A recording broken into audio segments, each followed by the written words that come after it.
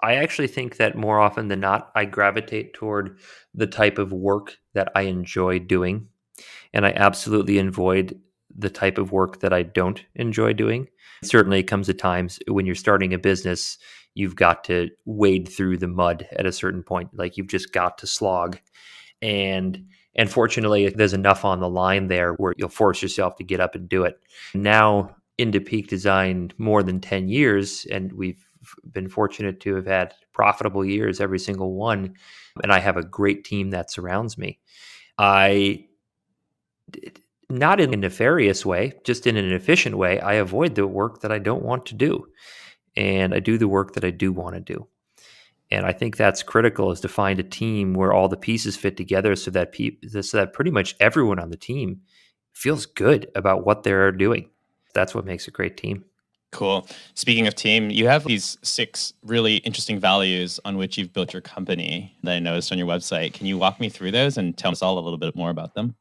Sure, absolutely. Although there is a phrase that is just above the mission to which you're referring, that's called the purpose of peak design. And when we were writing the mission of peak design, I was actually almost adamant that what we now have as the purpose be the mission, but we ended up compromising. And I'll explain that the purpose of peak design, which I took from, like, when I really dig deep, like, why did I start peak design?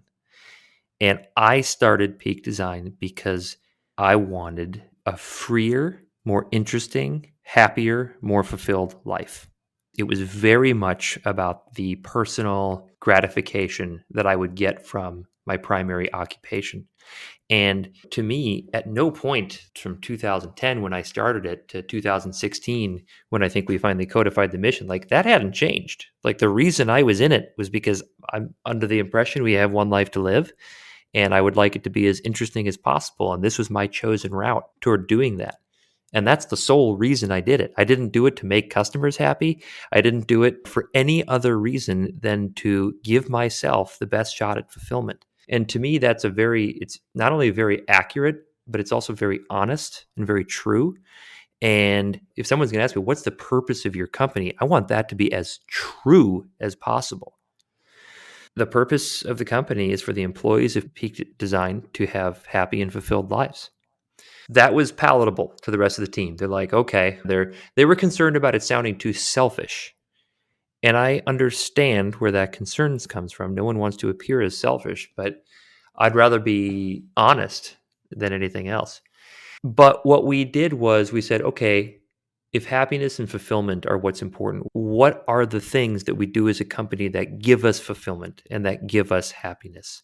And from there, we actually ended up extracting the mission. And that really did resonate with me. And the top core mission is make the best things.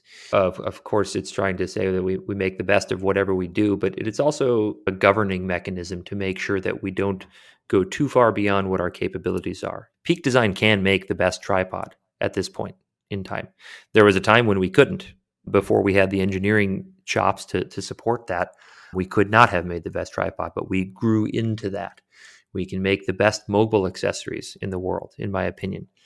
We couldn't make the best car. There are so many things that we're not equipped to do, but anything that we do enter into, we should enter into with the purpose of being the very best at it. That's number one part of the mission. Number 2 is succeed at the expense of nobody. And this is about fully appreciating that, there's 40 people roughly that work for Peak Design as employees. But the vast majority of people who actually are doing the work for Peak Design are in Vietnam and China, and they are doing hard manual labor in order to produce the goods that we sell. Certainly, I believe in free markets and global trade. And what this says, though, is that we care about the lives of the people who are making our products as well. And we want them to have an equal shot at happiness and fulfillment. That's the second part of the mission.